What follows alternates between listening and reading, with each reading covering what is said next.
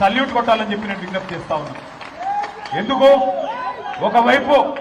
ఒకవైపు కేంద్ర హోంశాఖ మంత్రి, మరొక వైపు రాష్ట్ర ముఖ్యమంత్రి, ఇద్దరు పవర్ఫుల్ పోస్టుల్లో ఉన్న ఆ తల్లి ఆ తండ్రి అదరలేదు బెదరలేదు.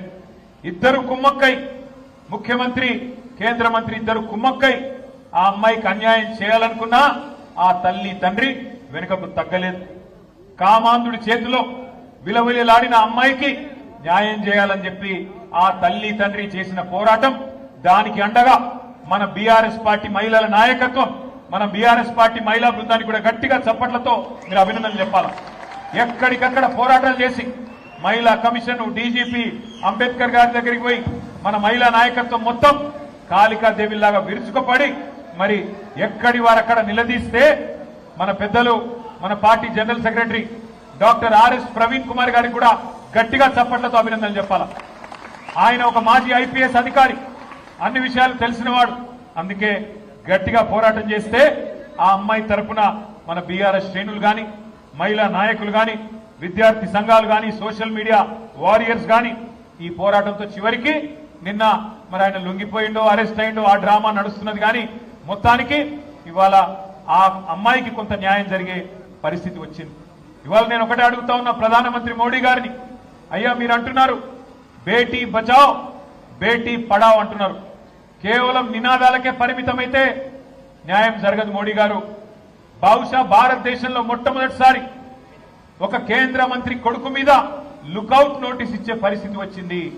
కేంద్ర మంత్రిని ఇవాళ మీరు బర్తరఫ్ చేయకపోతే ఇక్కడ విచారణ సజావుగా జరిగే పరిస్థితి లేనే లేదు. ఎందుకంటే ఆ తప్పు చేసిన వ్యక్తిని దాచిపెట్టింది ఎవరు? 9 రోజులు ఎవరు దాచిపెట్టిండ్రు? ఆ కేంద్ర మంత్రి గారే కదా. ఇవాళ ఒక్కసారి దయచేసి ఆలోచన చేయండి. నిజంగా కూడా ఇలాంటి వ్యక్తులు పదవుల్లో కొనసాగుతూ ఉండడం అది తెలంగాణకే కాదు భారతదేశానికి కూడా అవమానకరం. మైనర్ బాలికకు అన్యాయం చేసింది కేంద్ర మంత్రి కొడుకైతే, మైనర్ బాలిక తల్లిదండ్రుల్ని భయభ్రాంతులకు గురి చేసింది స్వయంగా కేంద్ర మంత్రి. ఆయననే పిలిచి బెదిరించి వాళ్లను మరి ఇబ్బంది పెట్టే ప్రయత్నం చేసినారు. ఇంత తీవ్రమైన కేసును నీరుగార్చే ప్రయత్నం చేసింది ఈ రాష్ట్ర ముఖ్యమంత్రి. హనీ ట్రాప్ అని మీడియాను మనీ ట్రాప్ లో వేసి మీడియాను గొంతు నొక్కి వాళ్ళను కూడా వార్తలు రానియకుండా చేసింది ముఖ్యమంత్రి, కేంద్ర మంత్రి ఇద్దరు కలిసి పెట్టిందంతా మీకెందుకు చెప్తున్నాను మీరు అనుకోవచ్చు. ఎందుకంటే ఒకటే ఒక్క డిమాండ్ మనందరిది ఈ సమావేశం ద్వారా, ఖచ్చితంగా కేంద్ర మంత్రి గారిని వెంటనే బర్తరఫ్ చేయాలని ఈ సమావేశం నుంచి మీ చప్పట్ల ద్వారా కేంద్ర ప్రభుత్వానికి మనం డిమాండ్ చేద్దాం. లేకపోతే ఏ ఆడపిల్ల కూడా ధైర్యం చేయదు.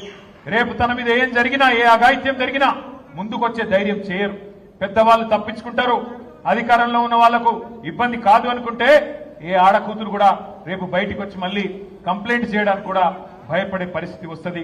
అందుకే కేంద్ర మంత్రిని తొలగించాలే, విచారణ నిష్పక్షపాతంగా జరగాలని చెప్పి కూడా నేను మిమ్మల్ని హృదయపూర్వకంగా విజ్ఞప్తి చేస్తూ ఈ సభ ద్వారా నేను కేంద్ర ప్రభుత్వాన్ని కూడా డిమాండ్ చేస్తా ఉన్నా.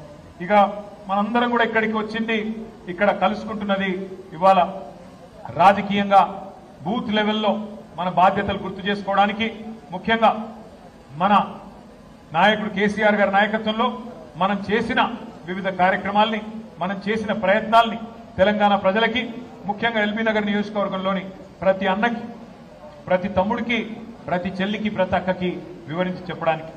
మీరందరూ కూడా నిజానికి ఇక్కడ కూర్చున్న మా సోదరులందరూ, నేను సుధీర్ రెడ్డి గారిని అడిగినాను, అన్నా మరి మీరు పొద్దున్న నుంచి సాయంత్రం దాకా శిక్షణ కార్యక్రమం అంటున్నారు, హైదరాబాద్ లో జనరల్ గా మరి అంతసేపు ఎవరు ఉండరు, హైదరాబాద్ లో మన నాయకులు కానీ కార్యకర్తలు కానీ ఒక గంట సేపు మీటింగ్ వస్తేనే ఎక్కువ అంటే సుధీర్ రెడ్డి గారు నాతో ఒక మాట అన్నారు, అన్న మా ఎల్బీ నగర్ కార్యకర్తలంటే, మా నాయకులంటే క్రమశిక్షణ కలిగిన వాళ్ళు, మీరే రండి మీరే చూడండి ఎంత ఆర్గనైజ్డ్ గా ఎంత పద్ధతిగా మేము ఉంటామో మీరే చూడండి అన్నారు. అన్నట్టుగానే 1320 మంది అంటే 1320 మంది ఒక్కరికి తగ్గకుండా ఉదయం నుంచి ఇప్పటి వరకు నిబద్ధతతో కూర్చున్నందుకు మీ అందరికీ హృదయపూర్వకంగా నేను అభినందనలు తెలియజేస్తా ఉన్నాను. ఇవాళ చాలా మంది ఏమనుకుంటారంటే కార్యకర్తలు, నాయకులు అంటే కేవలం ఎన్నికలప్పుడు మాత్రమే గుర్తొస్తా ఉంటారు రాజకీయ పార్టీలకి. కానీ ఇవాళ సుశిక్షితులైన సైనికులుగా మనం పనిచేయాలి అంటే శిక్షణ అవసరం. శిక్షణ ఎందుకు అవసరం అంటే ఏ రంగం తీసుకున్నా, ఒక డాక్టర్ అయినా, ఒక ఇంజనీర్ అయినా, ఒక న్యాయవాది అయినా, ఒక జర్నలిస్ట్ అయినా, మరి వేలాది మంది, లక్షలాది మంది, కోట్లాది మంది జీవితాల్ని ప్రభావితం చేసే ఏ వృత్తిలో ఉన్నా శిక్షణ తప్పకుండా అవసరం.